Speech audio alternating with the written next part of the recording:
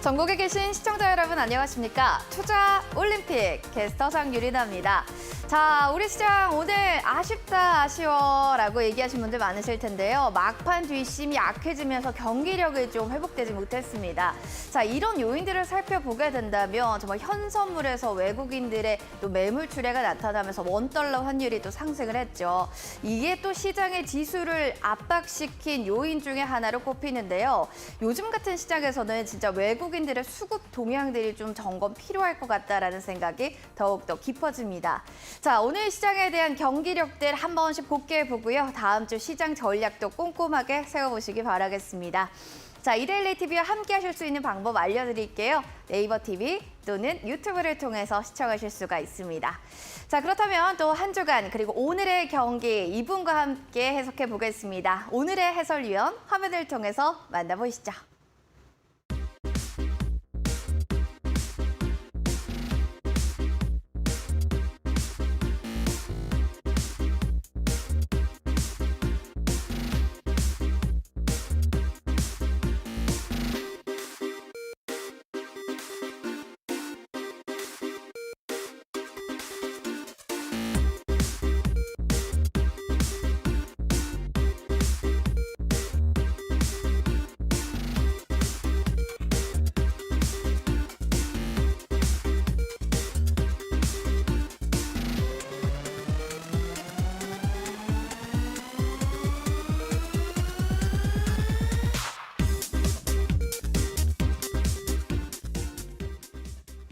자, 검색 천재의 과학적 투자 이분께 딱 잘 어울리는 또 이야기가 아닌가 싶은데요. 박동기 해설위원님과 함께 오늘 시장 복귀해 보도록 하겠습니다. 해설위원님 반갑습니다. 안녕하세요.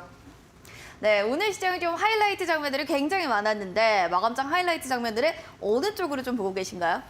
오늘 장을 가만히 생각을 해보면은 글쎄 뭐라 그럴까요? 제가 이제 주말에 조기 축구를 하는데 뭐 주말에 또 이제 그 잉글랜드 프리미어리그를 많이 보죠. 오늘 장을 한마디로 정의를 한다면은 평소에 맨시티라든지 뭐 리버풀, 토트넘 같은 EPL 경기를 보다가 자 오늘 장은 왠지 모르게 동남아 경기를 보는 듯한 왠지 모르는 좀 맥이 빠진 박진감이 없는 좀 그런 장이 아니었나 이렇게 생각이 됩니다. 어제 밤까지만 하더라도 자 미국 증시의 강세 흐름, 특히 필라델피아 반도체 지수가 3% 이상 급등이 나왔었죠. 자 그럼에도 불구하고 자 우리 시장은 뭐 최종적으로 코스피, 코스닥 양대 시장 모두 정강후약 형태로 지금 흘러내렸죠. 이것은 아마도 자 오늘 장은 우리 시장이 기관과 외국인들이 자 미국 시장을 따라갈 의사가 없습니다라는 것을 일찌감치 장 초반부터 거의 뭐 의사 표시를 했다. 이렇게 지금 저는 그렇게 느끼고 있습니다. 그렇기 때문에 아마 장 뭐 10시 이후부터는 뭐 사실상 오늘 매수세가 몰리는 일부 섹터, 일부 종목들 이외에는 나머지는 거의 기관 외국인들의 매도세가 강하면서 전반적으로 시장이 힘이 빠져 있는 그렇기 때문에 좀 매수세들도 또 적극적으로 좀 붙지 못하는 자 그런 분위기의 하루가 아니었나. 그래서 오늘 전반적으로 조금 맥이 빠진 그런 장세 흐름이었다. 좀 이렇게 지금 평가를 해볼 수가 있을 것 같은데요. 지금 어제 미국 시장의 강한 상승 흐름은 자 PC 지수가 발표가 나왔죠. 역시 예상대로 예상치 상회. 지금 이제 그럼에도 불구하고 미국 장이 이렇게 성장주들이 강하게 올랐던 것은 엔비디아죠. 엔비디아 하면은 우리가 어제도 이 시간에 엔비디아 얘기를 잠깐 했었는데 챗 GPT 얘기를 하면서 엔비디아 얘기를 했었는데 자 엔비디아 하면 이제 그래픽 카드로 우리가 잘 알려져 있는 대표적인 또 IT 주라고 지금 할 수가 있겠죠. 그래서 엔비디아가 실적이 이제 꽤 잘 나왔다. 예상치를 훌쩍 뛰어넘었고, 자, 올해 전망도 매우 긍정적이다. 이제 이런 평가가 나오면서 엔비디아가 14% 이제 급등이 나오고, 전체적으로 필라델피아 반도체 지수, 나스닥까지 상승 흐름을 끌고 가는 그런 분위기를 연출을 했죠. 자, 그래서 이러한 그 엔비디아 호재가 뭐라 그럴까요? PC 악재를 이겼다. 이렇게 지금 뭐 해석을 해석도 가능하지 않을까 생각이 됩니다. 그만큼 이제 긴축 부담에 대한 우려를 엔비디아가 이기고 어제 같은 경우는 성장주, 기술주, 나스닥, 필라델피아 반도체 지수의 강세 흐름을 이어갔다 이렇게 보여지는데요. 자, 당연히 또 우리 시장도 아마 오늘 뭐 힘을 낼 수 있지 않느냐 이렇게 좀 충분히 아침에는 좀 생각을 할 수 있었고 또 실제로 장 시작하면서 강세로 출발을 하면서 어느 정도 오늘 우리 시장 뭐 크게 나쁘지 않을 것 같은데라고 생각을 했습니다만 아까 말씀을 드렸던 것처럼 자 9시 반 넘어서면서부터 자 기관 외국인들이 어느 정도 오늘은 좀 쉬었다 가자라는 그런 분위기였죠. 그래서 그렇기 때문에 전반적으로 이제 투자 심리가 다소 위축되는 그런 흐름이었다 이렇게 보여집니다. 자 오늘 장을 이렇게 본다면은 이제 향후의 문제인데요. 그래서 지금 이제 우리가 지난주부터 해서 물가, 인플레이션 관련되는 지표가 이제 1년에 그 CPI부터 해서 PPI 또 중간에 이제 소매 지표 그리고 이제 PC까지 이렇게 지금 인플레이션 관련 지표가 쭉 지금 발표가 되었는데 지금 상당히 부담스럽죠. 뭐 주변에서는 연준이 지금 조금 갈 길을 방향을 못 잡고 있다. 연준이 잘못했기 때문에 마치 지금 CPI라든지 PPI가 인플레이션이 다시 재차 지금 올라가는 것처럼 이런 얘기들까지 들리고 있습니다. 그렇기 때문에 사실 어찌 보면은 3월 FOMC가 다가오는 게 어찌 보면은 조금 부담스럽기도 한 그런 그 상황인데 그래서 결국은 이러한 지금 인플레이션이 다시 재차 상승하는 이런 모습들을 지금 보여주고 있기 때문에 연준과 파월 의장이 조금 또 긴장하는 이런 분위기로 가지 않겠나 약간 그런 느낌이 들고요. 그래서 일단은 기본적으로 이제 어제 우리가 엔비디아에서 봤던 것처럼 또 이제 전체적으로 분위기가 결코 또 나쁘지만은 않다. 그래서 당분간은 3월 FOMC 정도까지는 모멘텀 공백 상태 그리고 뚜렷한 방향성보다는 어떤 박스권에 갇혀 있는 그런 흐름이 지금 나오지 않겠나 이렇게 지금 보여집니다. 그래서 그럼에도 불구하고 전반적으로 이제 좀 중기적인 관점에서 이렇게 시장을 놓고 본다 그러면은 제가 항상 뭐 공개 방송 시간에도 말씀을 드리고 하는 지금 이제 금리 인상 사이클의 마지막 국면까지 왔다. 터널을 벗어나야 주가가 오르는 것이 아니다. 터널에 빛이 보이면은 그때부터 사람들은 움직이기 시작한다는 거죠.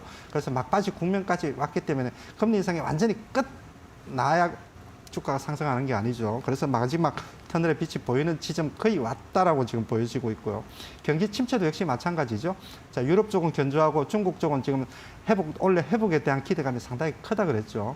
여전히 지금 미국은 바닥을 타지고 있는 상태지만 그렇기 때문에 경기 침체 사이클도 글로벌 경기 측면에서 놓고 본다 그러면 크게 나쁘지 않다. 그래서 중기적인 관점에서는 좀 긍정적인 마인드를 가지고 시장을 볼 필요가 있다. 그래서 하락의 막바지 국면에서 여전히 지금 불확실성이 크고 주가가 방향성 없이 흔들리는 것 같지만 나중에 지나고 나서 보면은 지금 자리가 저점을 지나거나 또는 저점일 가능성이 매우 높다 이렇게 지금 보여집니다. 오늘의 또 경기력을 동남아 경기를 보는 것 같다라고 얘기를 해주시면서 또 이야기를 해주셨는데 뭐 짧게 본다고 하면은 좀 보수적으로 봐야 되지만 좀 중기적으로 보면 그래도 좀 긍정적인 측면들이 많다라는 건데 이게 사실은 짧게 봤을 때 이 리스크가 수급이거든요. 맞죠, 해설위원님? 맞습니다. 수급적인 측면들 특히나 외국인 얘기를 좀 해주셔야 될 것 같습니다. 그래서 최근에 우리가 믿는 구석이 딱 하나 있죠. 우리 시장을 끌고 가는 매수 주체는 외국인이다. 이 부분에 대해서는 크게 뭐 이의를 달 사람이 없지 않을까 싶어요. 외국인이 사면 팔고 외국인이 사면은 오르고 외국인이 팔면은 주가는 빠진다. 참 하고 싶은 얘기는 아니지만 이게 사실입니다. 그렇기 때문에 기관이 지금 힘이 빠진 이상 그 외국인들이 우리 시장을 좌지우지하는 뭐 그런 상황에 대해서는 뭐 싫지만 인정할 수밖에 없는 그런 팩트에 해당이 되죠. 그래서 지금 오늘도 외국인들이 이제 어제 비교적 강한 그 선물 매수를 지금 했다가 오늘 같은 경우는 기관 외국인들이 지금 쌍끌이 매도가 나왔죠. 그래서 지금 코스피에서도 3천억 정도 아주 많은 규모는 아니지만 최근에 매수를 하다가 이렇게 3천억 매도가 나오니 이 3천억도 그렇게 또 적은 규모는 아닌 것처럼 이렇게 체감을 할 수가 있는 흐름이었고요. 자, 기관도 이렇게 외국인 눈치를 보면서 부분적으로 지금 950억 정도 또 순매도.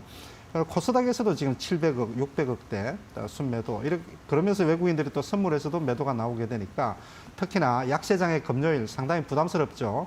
종가, 저가, 장대, 음봉이 떨어질 이런 우리가 기억들을 많이들 가지고 있기 때문에 물론 작년 연말보다는 훨씬 더 체력이 강해지긴 했지만 약세장의 금요일 기관 외국인들의 쌍끌이 매도가 나오면 다소 좀 시장 흐름이 좀 부담스럽습니다.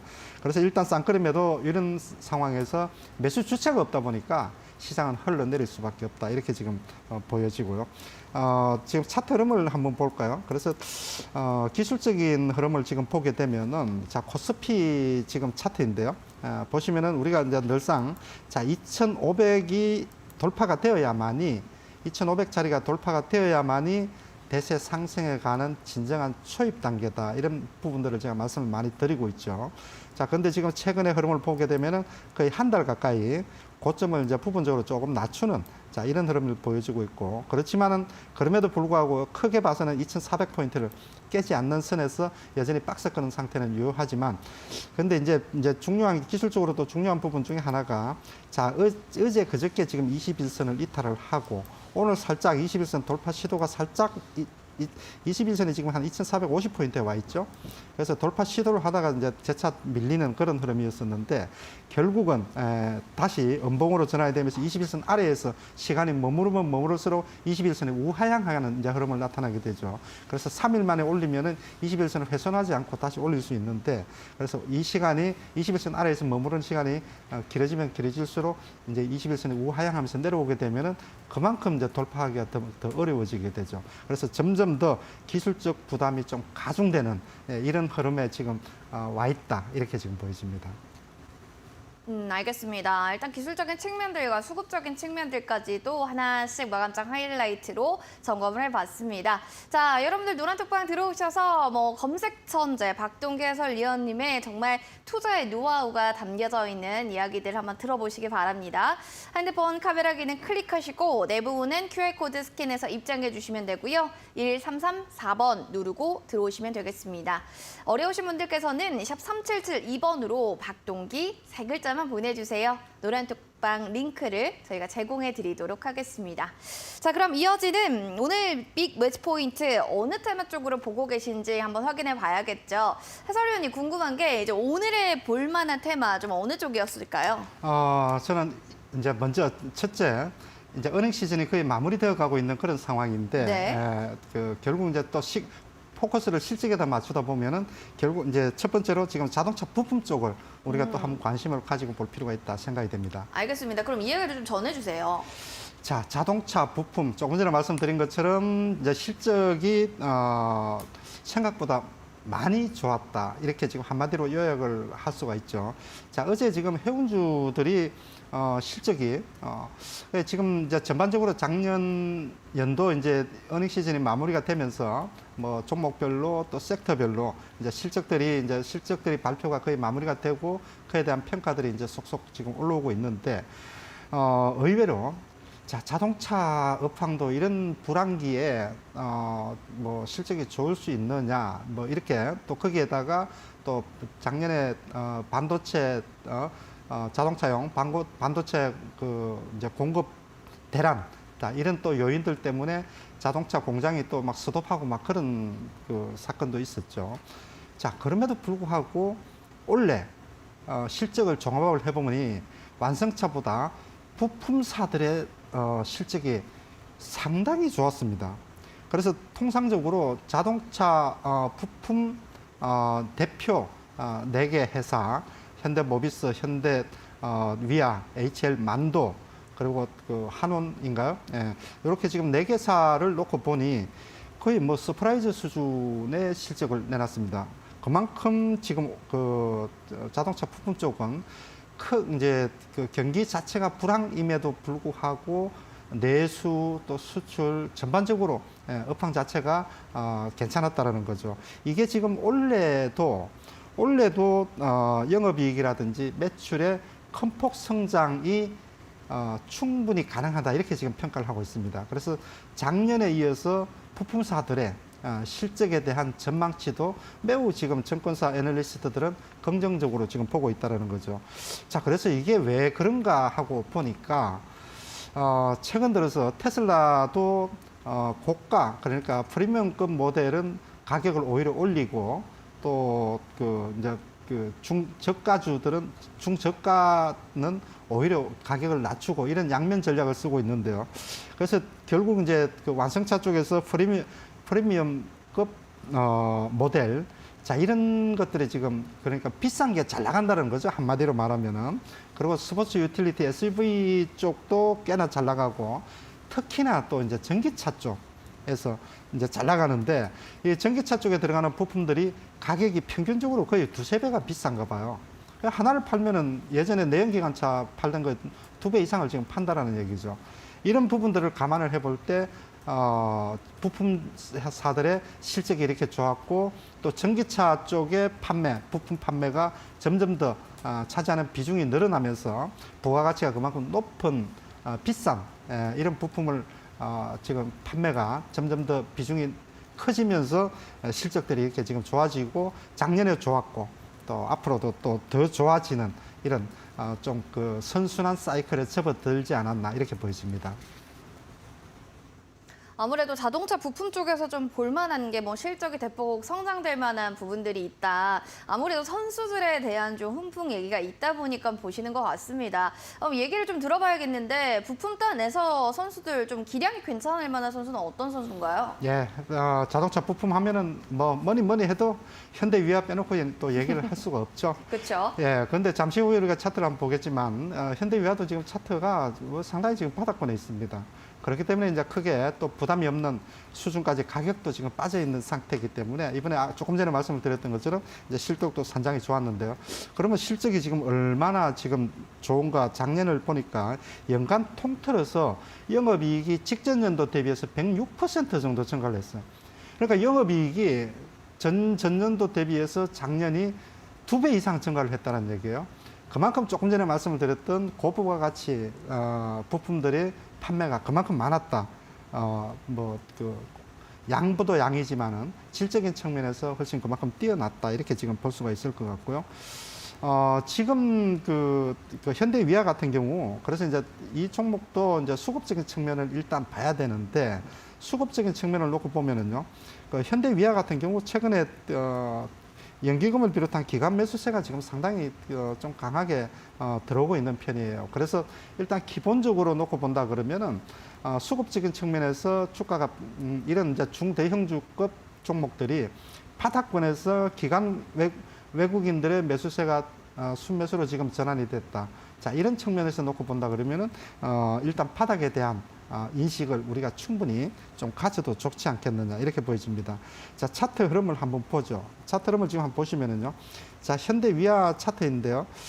조금 전에 말씀드렸던 작년도 실적이 그렇게 좋았음에도 불구하고 요 보라색 선이 지금 121선인데요. 여전히 지금 아직도 121선 아래에 있습니다. 뭐 최근에 주요 종목들이 바닥권 탈출 시도하는 종목들이 이제 많이 나오고 있죠. 자, 그럼에도 불구하고 작년도 실적이 그렇게 좋았다면서 그럼에도 불구하고 주가는 여전히 지금 바닥권에서 아직 본격적인 상승 흐름을 못 보여주고 있죠. 그래서 대표적인 이제 완성차 쪽의 업황, 그리고 또 전체적으로 그보다 더 큰 IT 업황 사이클, 자, 이런 부분들이 아직까지 본격적으로 상승 턴하지 못했기 때문에 이런 종목들 같은 경우 바닥 탈출에 아직까지는 조금 눈치를 보고 있지 않나 이렇게 지금 생각이 됩니다. 그래서 지금 이 종목 같은 경우는 크게 지금 주봉 흐름으로 한번 볼까요? 예, 주봉 흐름으로 보면은 거의 지금 뭐 코스닥 형태처럼 주가가 중간에 뭐 한 번 정도 작년 중반쯤에 한 번쯤 이렇게 반등을 줬습니다만은 크게 놓고 본다 그러면은 여전히 지금 2년 동안 1년 반, 2년 가까이 지금 조정을 받은 이런 패턴이죠. 그래서 지금 가격대 자체가 크게 무리가 없고 조금 전에 말씀을 드렸던 것처럼 앞으로 실적에 대한 전망, 자, 이런 부분들이 상당히 긍정적으로 지금 보고 있기 때문에 지금 자리에서 좀 매수 관점으로 접근을 하는데 크게 무리가 없는 그런 또 대표적인 부품주, 대장주 중에 하나가 현대 위아가 아니겠나 이렇게 보여집니다. 뭐 차트를 보니까 이제는 조금씩 상승으로 전환을 시도하고 있는 것 같습니다. 잘 파악해 보시면 좋을 것 같고요. 자, 이렇게 차트적인 측면에서도 좀 저렴하다라고 생각하는 지금 구간의 선수가 또 있을까요? 있죠. 자, 대형주를 하나 봤으니 자, 이제 또 중소형 그 자동차 부품주들도 좋은 종목들이 꽤 많죠. 그렇죠, 그렇죠. 예, 자, 그 중에서 또 한 종목을 선정을 해봤습니다. 자, 화신인데요.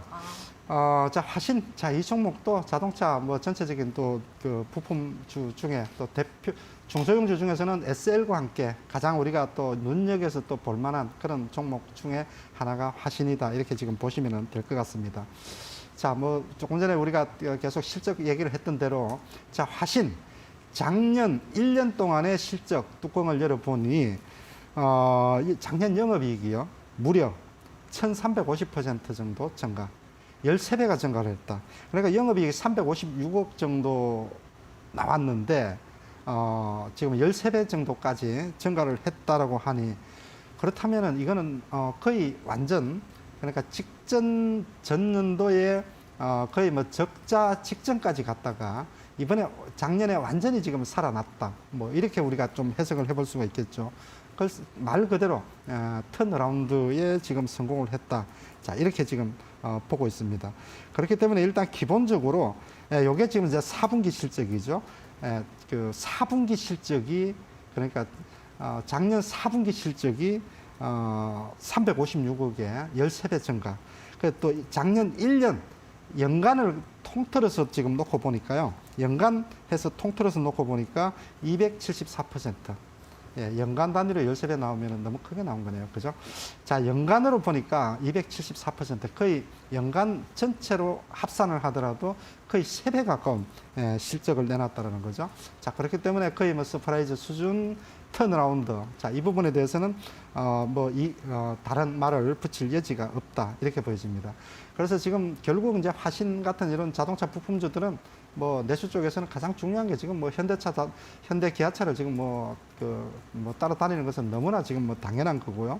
그래서 지금 이제 그 미국이나 인도 쪽의 매출이 지금 상당히 견조한 이런 지금 그 상태를 지금 보여주고 있기 때문에 올해도 역시 지금 수준 모멘텀은 자동차 부품 쪽이요. 이제 완성차는 물론 당연히 완성차에다가 직접 납품을 하는 것도 있지만, 뭐 현대 위아라든지 현대 모비스 같은 조금 또 중소형 그 부품주 중에서도 이제 조금 규모가 되는 회사들은 부품 자체만 이제 그 또 판매를 하는 거에도 굉장히 그 비중도 크고 거기서 또 수익성이 꽤 많이 난다 그래요. 부품 자체만의 이제 매매를 하는 거죠. 완성차에다 직접 주는 거 말고 우리가 이제 수리를 한다든지 이런데 부품 따로 그 대리점에 납품을 한다든지 이런 게 많겠죠, 그죠? 이제 이런 부분들을 감안해 볼 때 완성차 물론 큰 틀에서는 완성차의 업황을 따르겠지만 또 부품사는 부품사 나름대로 완성차 업황이 조금 전방 산업이 좋아지게 되면은 부품 쪽은 더 좋아지는 약간은 그런 또 그 구조를 갖고 있는 게 또 자동차 부품사다 이렇게 보시면 될 것 같은데요. 자, 차트를 잠깐 한번 보고 가죠. 지금 화신인데요. 자, 이 종목은 지금 보시는 것처럼 아까 말씀을 드린 대로 이게 지금 121선인데요. 자, 121선을 살짝 돌파하는 이런 흐름을 보여주고 있죠. 우리가 121선 우리가 뭐 통상적으로 경기선이다 이렇게 지금 얘기를 하는데 그만큼 이제 121선을 돌파하고 121선에 또 우상향으로 이제 올라서게 된다 그러면은 그만큼 중기적인 추세 전환이 이루어졌다 이렇게 지금 보는 게 맞겠죠. 그래서 일단 1차적으로 121선 이제 돌파가 살짝 나왔기 때문에 이제 앞으로 추가적인 상승에 대한 중기 추세 전환에 대한 그런 기대감을 충분히 한번 가져볼 수 있는 그런 차트 흐름을 만들어주고 있다 이렇게 지금 보고 있습니다. 알겠습니다. 화신 차트 보니까는 또 다르네요. 현대 이하랑은 뭔가 좀 가파르게 더 올라갈 수 있는 그런 능력치들이 보이는 것 같은데 한번 눈여겨보시면 좋을 것 같습니다. 자, 여러분들도 박동계 해설위원님과 함께하고 싶다라고 생각이 드시는 분들이라면 소통해 주시기 바랍니다. 노란톡방 들어오셔서 뭐 인증사진도 찍어주시고요. 인사도 나눠주세요. 핸드폰 카메라 기능 클릭, 네모난 QR코드 스캔 1334번 누르고 입장하시면 되겠습니다. 박동계 세 글자만 또 문자도 샵 3772번으로 보내주시면 노란톡방 가능한 링크 제공해 드리니까요. 이 점도 확인해 주시기 바랍니다. 자, 이어지는 두 번째 또 빅매치 테마는 어느 쪽으로 보고 계신지 궁금합니다. MLCC입니다. MLCC, 산업의 네. 쌀이잖아요. 산업의 쌀 맞습니다. 그렇죠. 네, 산업의 쌀이라고 불려요. 특히나 요즘 같은 시간대 뭐 아니면 이런 시점에 왜 MLCC를 보시는지가 궁금합니다. 저는 제 머릿속에는 항상 지금 글쎄요, 제가 너무 뭐 긍정적이고 낙관적인가요? 저는 지금 원래 그 강력한 상승을 지금 준비를 해야 될 때라고 생각을 해요. 그게 지금 아까 얘기했던 자, 금리가 앞으로 지금 더 올라갈 거냐? 네. 지금 끝이라는 거죠. 인플레이션이 지금 그 9%까지 올랐을 때 거기서 더 올라갈 거냐? 이제는 떨어질 일만 남았다라는 거죠. 지금까지 악재가 이제 호재가 될 그런 지금까지 악재로 계속 주가를 짓누르는 게 이제는 악재가 해소되면 그게 바로 호재거든요. 그리고 이제 제가 가장 중요시하게 보는 또 그 중에 하나가 OECD 경기 선행 지수. 이게 지금 17개월, 18개월 연속 지금 빠져 있는 상태인데 이게 지금 OECD 경기 선행 지수가 지금 돌아서게 된다 그러면은 아마도 주가는 우리가 생각하는 것보다 급반등이 들어올 가능성이 높다. 물론 일각에서는 이제 금리가 너무 높기 때문에 금리가 그 기업들에 미치는 영향 상당히 크죠. 가계를 압박하고 기업을 압박하는 게 금리가 굉장히 무섭긴 합니다. 부동산 시장도 압박을 하고요. 은행만 좋죠. 은행 보험사만 뭐 좋은데 자, 이걸 이길 수 있는 게 경기 사이클이 지금 돌아서게 바닥을 치고 돌아서게 되면은 한순간에 풀리게 되죠. 그러면 또 금리를 인하하게 되는 사이클로 들어서게 됩니다. 자, 그래서 이제 전반적으로 시장은 앞으로 지금은 크게 봤을 때 저점이거나 저점 지나고 있다. 저는 분명하게 지금 그렇게 지금 판단을 하고 있기 때문에 자, 그렇다면은 경기가 돌아서게 되면은 경기 민감주들을 당연히 봐야 되겠죠. 저 경기 민감주 하면은 이제 뭐 대표적으로 우리가 IT 쉽게 그 IT 얘기합니다. IT 범위가 너무 넓어요. 반도체도 있고 뭐도 있고 해서 너무 넓은데 그 중에서 지금 이제 MLCC 자, MLCC 요 섹터 하게 되면은 주식시장에 MLCC하고 관련된 회사가 딱 3개 있습니다. 3개. 예. 근데 지금 이게 조금 전에 우리 앵커께서도 산업의 쌀 얘기를 하셨는데 굉장히 그 경기에 민감하죠. 왜냐하면은 이 MLCC라는 것이 전기가 들어가는 모든 IT 기기에는 다 들어갈 수밖에 없어요. 이 MLCC라는 게 이렇게 여기 지금 뭐 노트북도 있지만은 이걸 전기를 꽂으면은 전기가 일정하게 일정한 분량으로 일정한 속도로 흘러가는 것이 아니라 이렇게 뭐 크게 왔다가 이런 게 이제 많기 때문에 이게 그 전류가 일시적으로 많이 흐른다든지 이러면은 기기가 고장이 날 수가 있죠. 그래서 MLCC를 여기다 꽂아놔가지고 전류를 받아서 댐처럼 모아놨다가 이게 고르게 그냥 속도라든지 양이라든지 전류를 고르게 이렇게 그 기기에다가 배분을 해주는 그런 역할을 하는 게 MLCC이기 때문에 굉장히 하여튼 전기 들어가는 데는 거의 다 들어간다라고 보시면 돼요. 그만큼 가전이면 가전, 뭐 스마트폰이면 스마트폰, 요즘 한참 뜨고 있는 뭐 전기차, 뭐 차량용에도 들어가고 다 들어가는 게 이제 MLCC인데 그만큼 중요하다라는 거죠. 그래서 경기가 조금 돌아선다라는 그런 시그널이 보이면은 MLCC 관련주들이 이제 급등이 나오게 되죠. 그렇기 때문에 일단 기본적으로 작년까지도 굉장히 어려웠죠. MLCC가 대표적으로 지금 IT 업황 부진, 그 중에서도 이제 스마트폰 업황 부진. 굉장히 이게 뭐 대표적으로 스마트폰이 글쎄 너무 안 팔렸어요. 그렇기 때문에 스마트폰 쪽에도 MLCC가 꽤 많이 들어가는데요. 그래서 이제 MLCC 관련되는 회사들 주가도 작년까지 굉장히 부진했었는데 글쎄요, 지금 이게 중국 쪽에서 어떤 그 바닥 탈출 시그널이 지금 보이고 있다 그래요. 지금 이게 그 작년 12월부터 중국 쪽에서 리오퍼닝을 지금 하고 난 이후부터 MLCC가 지금 그 수요 회복에 지금 보이고 있다. 이렇게 지금 그 예상을 지금 하고 그게 지금 시그널로 지금 나타나고 있다 그래요. 그렇기 때문에 이제 중국에 대한 기대감이 상당히 크죠. 중국이 원래 이제 본격적으로 어제도 얘기했지만 3월 달에 이제 전인대하고 정협에서 원래 목표 성장률을 몇 %로 잡을 거냐. 작년에 조금 이제 축을 썼는데 3%대 굉장히 낮았죠. 그래서 아마 올해는 내수 부양을 위해서 굉장히 좀 높이 경제 성장률을 높이 잡고 내수 부양책으로 밀어붙일 가능성이 높다. 요게 이제 기대감이거든요. 그래서 이제 MLCC 수요 회복도 충분히 이제 기대를 해볼 수가 있다라는 거고. 그래서 결국은 2023년도에 중국의 경기 부양 그리고 5%대 성장, 조금 전에 말씀을 드렸죠. 이번 이제 그 정협 전인대 하면서 5%대 성장, 작년에 3%대에서 5%대로 목표를 잡고 경기 부양을 하면서 부양책을 내놓을 가능성이 높다. 자, 요게 지금 이제 중국에 대한 기대감의 지금 핵심적인 내용 중에 하나다. 이렇게 보시면 될 것 같습니다. 알겠습니다. MLCC 관련해서 또 테마들, 이슈들이 참 많았는데 그러면은 관련주 하면은 딱 생각나는 것들은 좀 몇 가지가 없습니다. 뭐 대형주 안에서는 당연히 이 종목을 좀 빼놓고 얘기하실 수가 없을 것 같은데요. 어떤 종목들이 좀 포진되어 있을까요? 맞습니다. 네, 지금 제가 생각하는 그 선수 맞죠? 그 선수가 딱 맞아요. 네, 삼성전기. 삼성전기 네, 맞습니다. 얘기 좀 부탁드립니다. 네, 삼성전기 빼놓고는 뭐 얘기를 할 수가 없죠. 자, 삼성전기 하면 사업부가 크게 세 개 있죠. 카메라 모듈 쪽하고 MLCC하고 그리고 이제 PCB 쪽 이렇게 지금 세 개 있는데 그 중에서 이제 그 MLCC가 차지하는 포지션이 제일 커요. 40% 정도 수준입니다. 그만큼 이제 삼성전기 하면은 MLCC로 뭐 대표할 수가 있는데 MLCC 여파이 나쁘면은 삼성전기가 매출이나 실적이 나올 수가 없죠. 그죠? 자, 그렇기 때문에 일단 MLCC 비중이 포지션이 워낙 크기 때문에 앞으로 이제 스마트폰 잘 나가면 또 스마트폰 쪽 비중이 또 꽤 커져요. 예, 커질 수도 있지만 어쨌든 지금 이제 카메라 모듈 쪽에서 지금 상당히 부진한 흐름이 지금 지속이 되고 있는 그런 상태죠. 자, 아까 말씀을 드렸던 것처럼 지금 그 삼성전기 같은 경우는 글쎄요, 지금 그 중국 쪽에서 12월 달에 그 스마트폰 출하량이 굉장히 늘어났다 그래요. 최근 6개월 동안에 최고치를 찍었다 그래요. 그래서 작년 12월부터 물론 이게 이제 그 시장의 반등에 의한 수요가 아니라 밀어내기식 이제 재고 조정 쪽의 그런 수요다라는 그런 얘기들도 있지만 어쨌건 이제 굉장히 그 중국 쪽에서 스마트폰 출하량이 꽤 늘어났다. 이것은 굉장히 반가운 얘기입니다. 그래서 이제 아마 앞으로도 이런 게 지금 이제 이제 경기로 실질적인 지금은 재고 조정이지만은 경기로 이어질 가능성 이런 부분들을 우리가 충분히 한번 기대를 해볼 수가 있고요.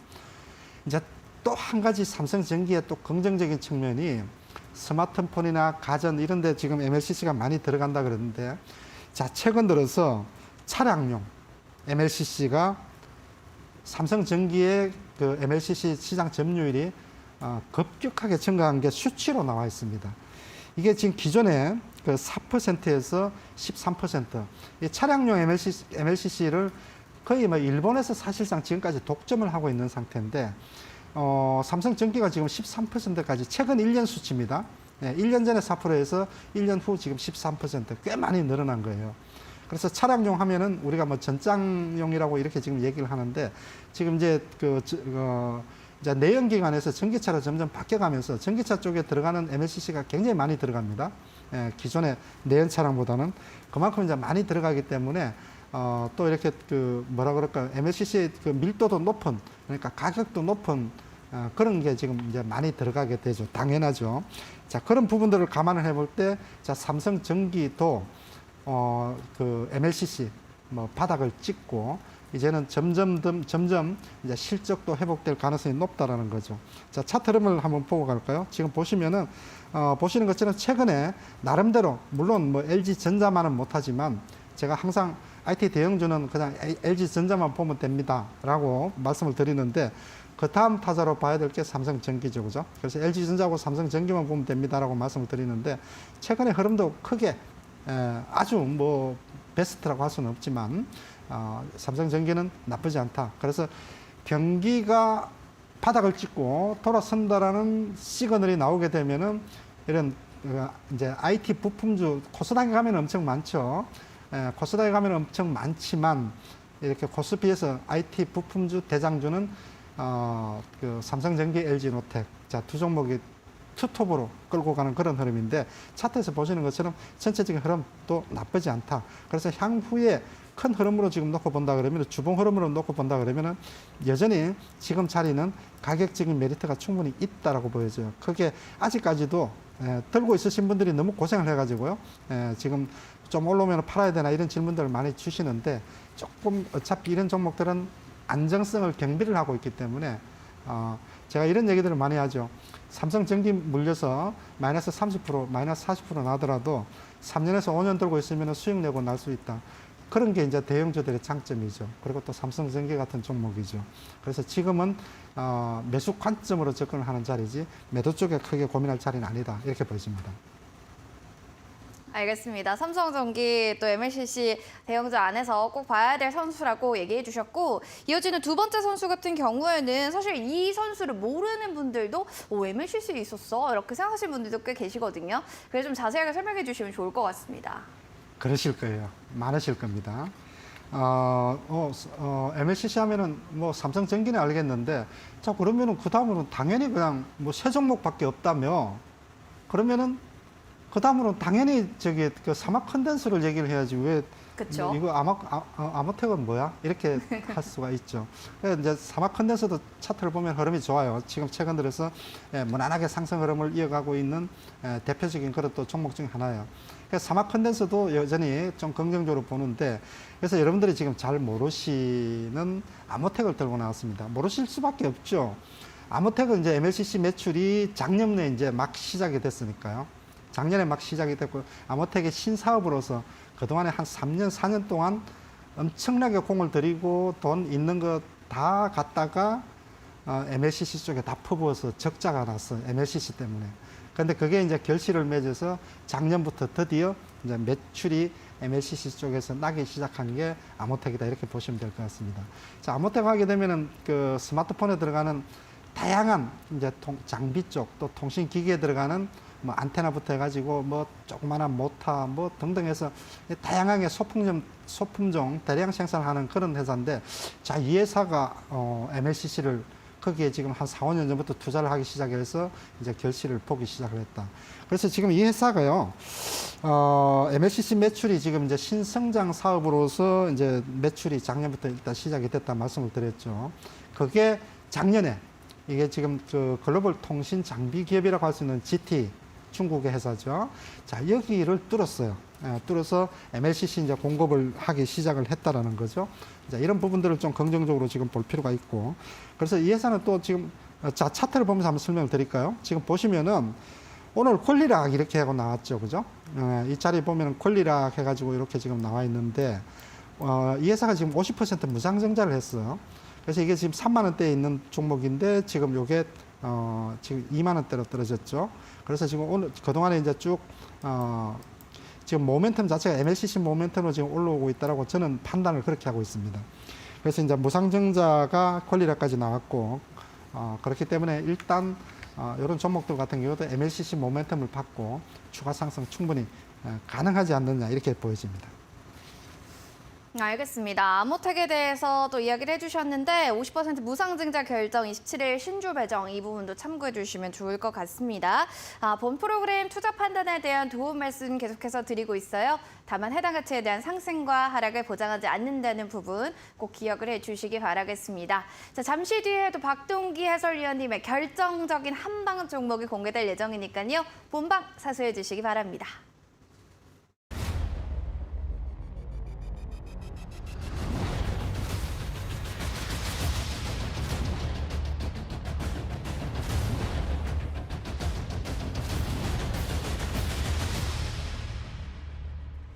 투자 올림픽 여러분은 박동기 해설위원님과 함께하고 있습니다. 오셔가지고 여러분들 다양한 또 시황 얘기들 그리고 속보는 또 어떤 것들 봐야 되나 고민되시면요. 장중에 노란톡방에서 한번 체크해 보셔도 좋을 것 같네요. 핸드폰 카메라 기능을 클릭하시고 네모난 한 칸에 QR코드 가까이 갖다 대주신 뒤에 스캔해서 들어오시면 되겠습니다. 바로 링크 타고 들어오시면 되고요. 참여 코드 번호 입력하시오라고 한다면 1334번 누르고 들어오시면 되겠습니다. 들어오시는 많은 분들 오셔가지고 인사도 나눠주시고요. 또 궁금증들도 올려주세요. 반면에 문자가 편해요 하시는 분들도 계시겠죠. 자, 그렇다면 문자샵 3772번으로 박동기 4글자만 남겨주시면 제가 노란톡방 링크도 제공해 드리도록 하겠습니다. 자, 이제부터는 본격적인 또 메인 코너가 아닐까 싶네요. 급등할 만한 선수들 그리고 멀리 뛸 만한 선수들 좀 살펴볼 텐데요. 첫 번째로 볼 만한 또 종목이 궁금하네요. 높이 뛸 선수 어떤 종목이 될까요? 미래나노텍을 선정을 해봤습니다. 이유는 뭘까 됩니까, 해설위원님? 최근에 시장의 패턴을 보니, 자, 어제도 말씀을 드렸지만, 자, 1등 종목들만 하고, 가는 종목들만 하고, 차트를 보면 아찔하다시피 높이 있는 종목들이 더 가고 바닥에 있는 종목들은 더 빠지고 완전히 차별화, 양극화 장세가 지금 펼쳐지고 있다. 이런 패턴이 그 지수의 좀 변곡점, 바닥권에서 나타나는 전형적인 현상이다 말씀을 드렸었는데, 자, 높이 뛸 종목. 그렇기 때문에 고점에 있는 종목 사면은 부담스럽지만 또 고점에 종목이 있는 종목 아니면은 높이 뛰는데 시간이 많이 걸린다. 자, 미래나노텍을 한번 선정을 해봤는데요. 그 중간쯤에 있는 종목을 한번 이라고 판단을 하고 선정을 해봤습니다. 자, 미래나노텍 하면은 이게 예전에는 사실 시장에서 좀 쳐다도 보지 않던 종목이에요. 왜냐하면은 디스플레이에 들어가는 광학 필름 만드는 회사인데 뭐라 그럴까요? 뭔가 지금 미래가 없고 그냥 단순하게 그냥 만들어서 그냥 찍어내는 이제 그런 그 회사였었는데, 자, 이번에 완전히 회사가 2차 전지 소재 업체로 변신을 했습니다. 어떻게? 미래첨단 소재라는, 물론 이름을 바꿔서 미래첨단 소재지만, 자, 미래첨단 소재라는 회사를 인수를 해서 2차 전지 업체로 완전히 지금 변신을 했어요. 이 부분에 대한 기대감에 이제 1차적으로 반영이 된 상태죠. 자, 된 상태고, 자, 향후의 기대감도 여전히 지금 크다. 왜? 자, 미래첨단 소재라는 회사가 요즘 한참 유행하는, 자, 리튬 생산 업체예요. 수산화 리튬. 리튬 생산 업체이기 때문에 더 주목을 지금 받고 있는 거예요. 그러면 요즘에 한참 그랬었죠. 리튬에 리자만 붙어도 주가가 급등이 나오는 건명, 뭐죠? 몇 개 회사들이 있죠. 그죠? 자, 리튬 광산 개발한다 얘기 나오면은 벌써 한 30%, 50%는 기본으로 그냥 올라가는 이제 그런 그 흐름을 보여줄 수 있는데, 그러면 왜 이렇게 리튬에 이렇게 민감하게 주가가 반응을 하는가? 지금 우리가 얘기하는 2차 전지 배터리를 놓고 보면은 배터리에 들어가는 4대 소재가 있죠. 양극재, 음극재, 분리막, 전해질 해가지고 4대가 있는데, 이 4대 소재 중에서 2차 전지 전체의 원가를 차지하는 비중이 양극재가 제일 커요. 그래서 지금 양극재 관련주들이 제일 잘 나가죠. 제일 먼저 올라가고. 그래서 2차 전지 소재 원가 차지하는 비중이 양극재가 40%다.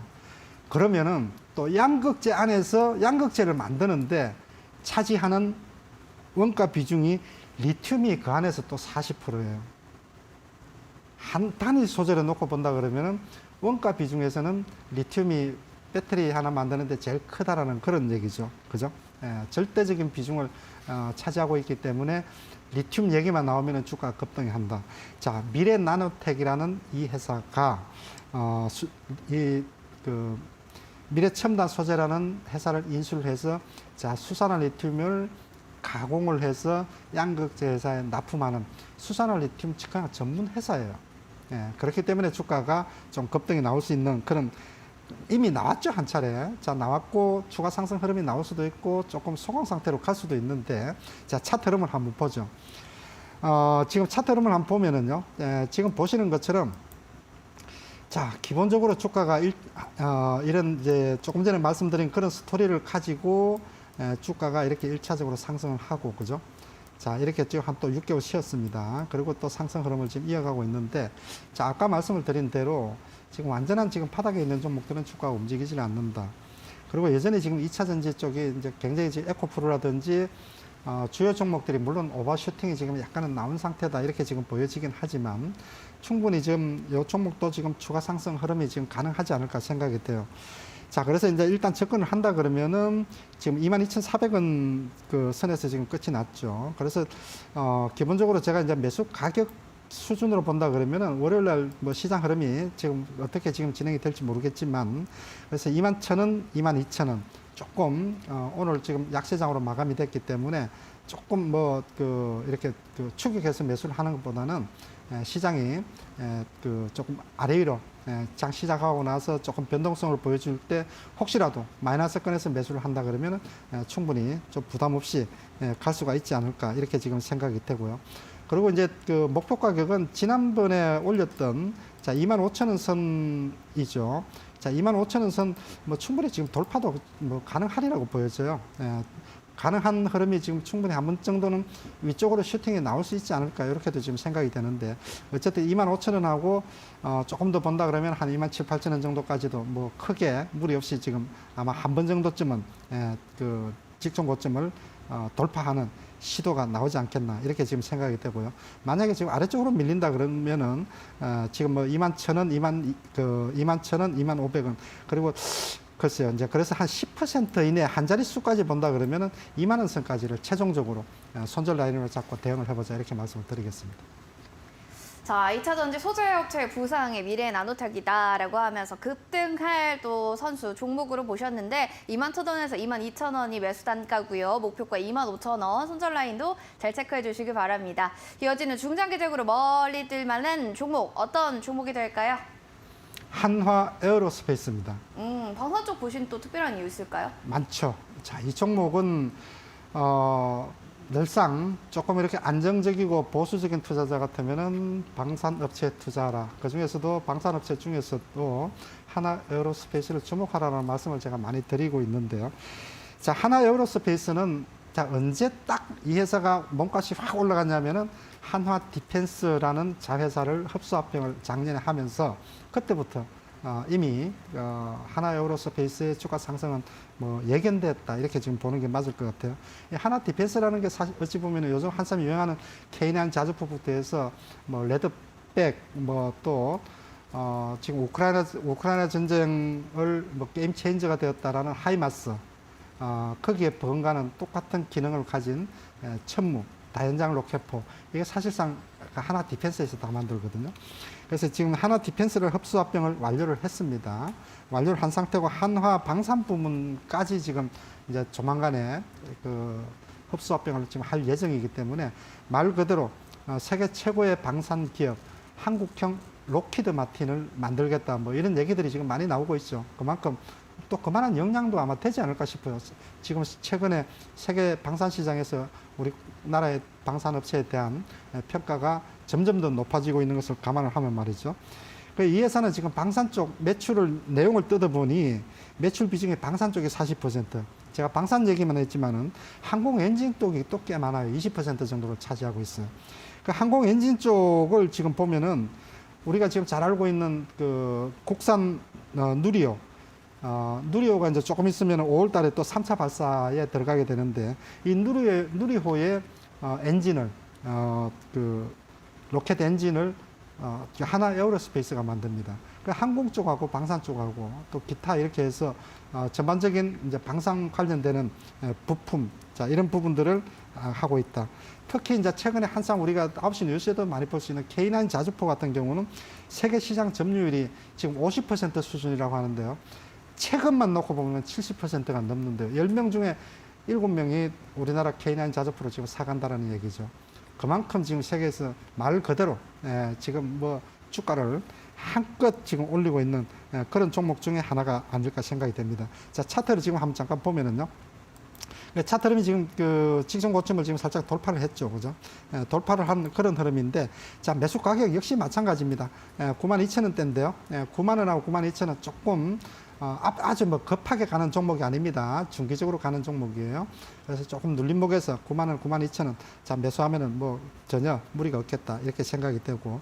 자, 목표 가격은 일단 뭐 1차적으로, 뭐 누가 보더라도 10만원 선 전후 아래쪽으로 빠지게 되면 21선까지 해서 85,000원 선 손절 라인으로 자꾸 대응을 해보자. 이렇게 정리를 하겠습니다. 자, 방산 테마 안에서 하나 에어로스페이스 너무 볼만한 모멘텀이 많다라는 건데 91,000원에서 92,000원 매수 단가고요. 목표가로 오늘도 10만 원까지 잘 체크해 보시면 좋을 것 같습니다. 자, 여기서도 전문가님과는 인사 나눠야 되겠네요. 전문가님, 또 고맙습니다. 네, 감사합니다.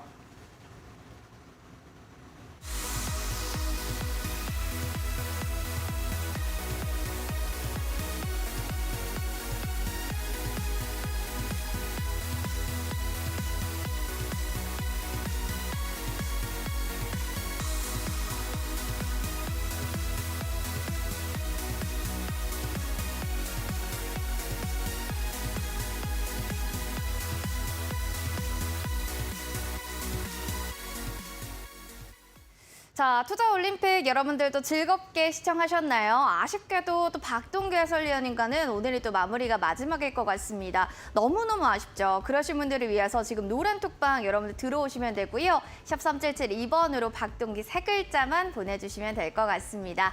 행복한 주말 보내시고요. 저희는 다음 주 월요일에 인사드릴게요. 여기는 투자 올림픽이었습니다.